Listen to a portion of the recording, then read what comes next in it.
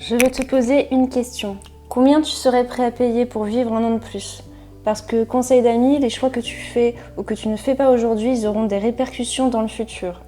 Et je peux te promettre que toutes les économies que tu auras accumulées au cours des années en achetant que des produits de premier prix et industriels, au lieu d'acheter de la nourriture de qualité, eh bien à 60 ans, à l'hôpital, ils vont tout te reprendre. Et au final, tu auras perdu de l'argent et de la santé.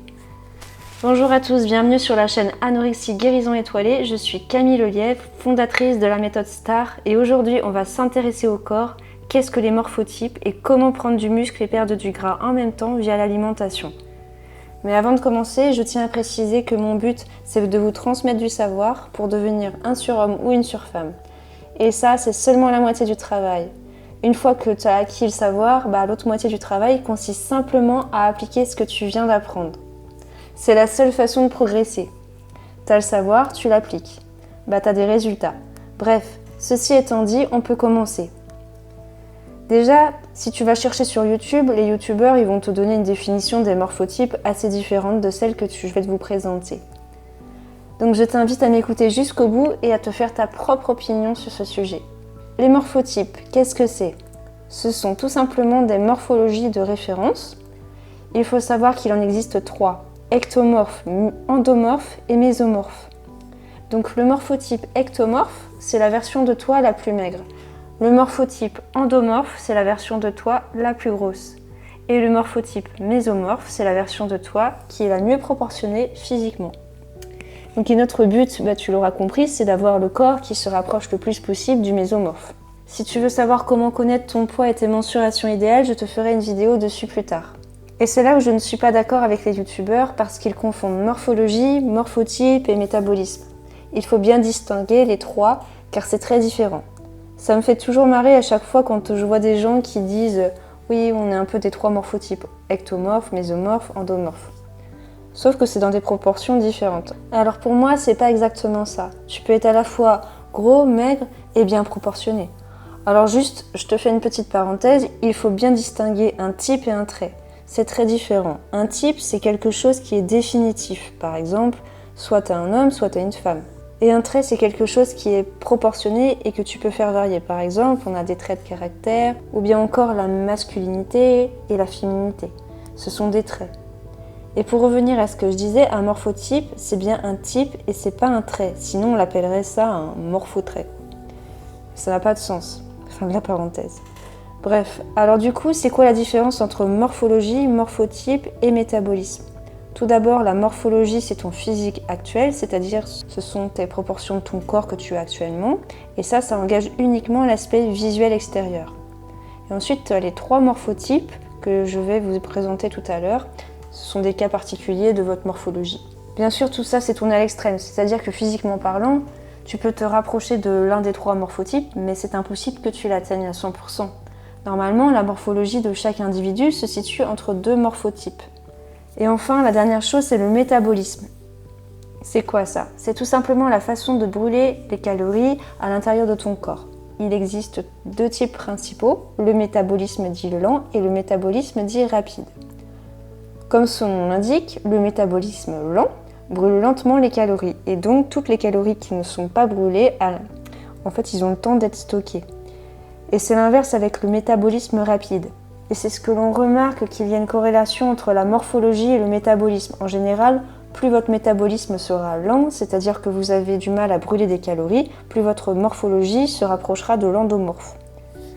Je ne sais pas si vous avez bien compris, mais bon, en gros, si tu as un métabolisme lent, tu auras des facilités à devenir gros, et si tu as un métabolisme rapide, tu auras des facilités à devenir maigre.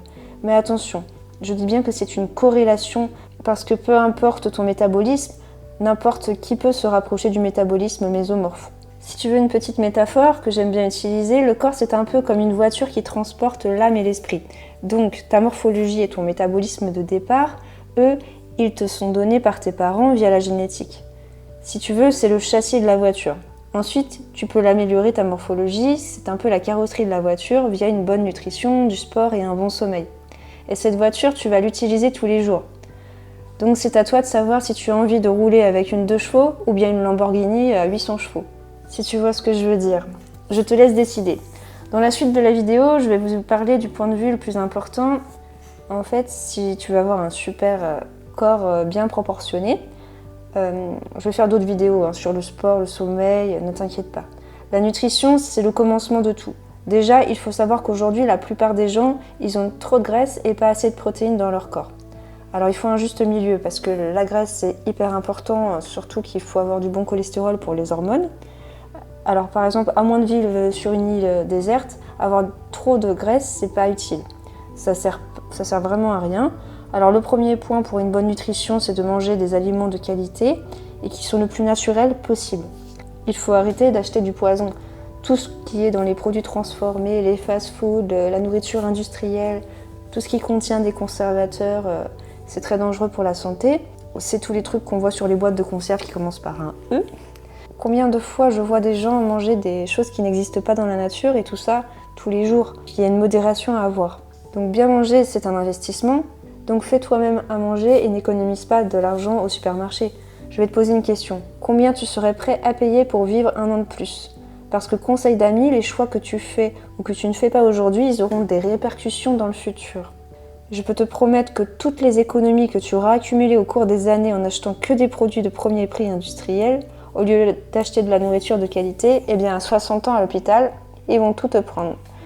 Et au final, tu auras perdu de l'argent et ta santé. Donc bien manger, c'est un investissement. Avec une meilleure santé, tu économises le médecin, l'hôpital et tu vivras plus longtemps. Et tu pourras donc faire plus d'argent. Et ouais, tout ça c'est lié. Ensuite, le deuxième point à respecter pour une bonne nutrition, ça va être d'appliquer la chrononutrition. Et là, je te vois venir. Mais Camille, qu'est-ce que la chrononutrition ? Alors en fait, la chrononutrition, c'est très simple. Déjà, ça a été inventé par le nutritionniste Dr Delabo. Il a mis 50 ans à le perfectionner. Il voulait donner à ses patients une alimentation qui soit la plus naturelle possible et le plus instinctive possible. Et ce qu'il a remarqué, c'est que les animaux, le matin, ils mangeaient gras, à midi, ils mangeaient protéiné, au goûter, ils mangeaient sucré, et le soir, ils mangeaient très peu. C'est la civilisation qui nous a apporté le dîner. Et les aliments qu'on mange ne sont pas du tout assimilés de la même manière selon l'heure de la journée. C'est à cause de notre cycle du cortisol. C'est une hormone, c'est un petit peu compliqué, je vous expliquerai plus tard.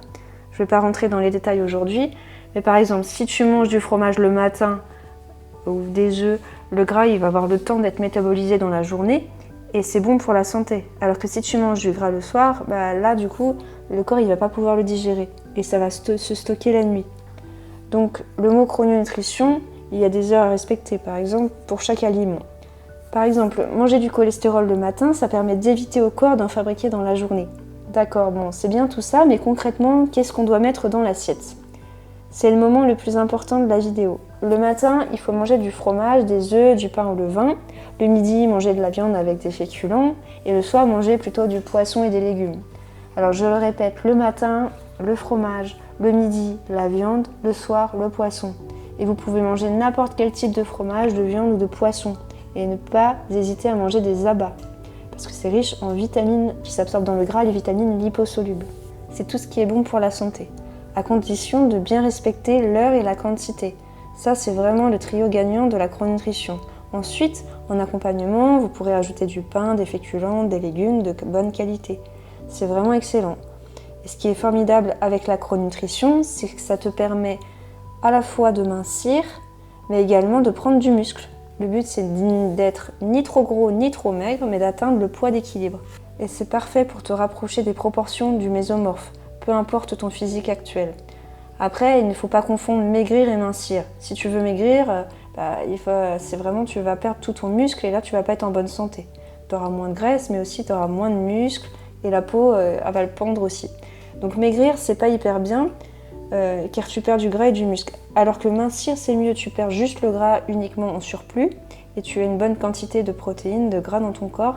Il faut juste trouver le juste milieu, ni trop gros, ni trop maigre. Après, on retrouve la même dualité avec la prise de masse et prise de poids. Juste, il faut faire attention, ce sont les quantités à mettre. Je te ferai d'autres vidéos plus tard sur la nutrition selon si tu veux prendre de la masse ou si tu veux mincir. Donc pour résumer cette vidéo, les morphotypes, ce sont des versions de toi poussées à l'extrême, allant de la version la plus maigre, ectomorphe, à la version la plus grosse, endomorphe. Et en passant par la version la mieux proportionnée, le mésomorphe. Et pour atteindre justement un corps en bonne santé et bien proportionné, tu peux appliquer l'acronutrition en mangeant du fromage le matin, de la viande le midi et du poisson le soir. Bon, désolé pour les véganes, mais on n'est pas fait pour manger que des végétaux, quoi. Si tu veux me soutenir et avoir une santé en béton, abonne-toi et mets un pouce bleu. Et sur ce, on se revoit dans une prochaine vidéo. Bye!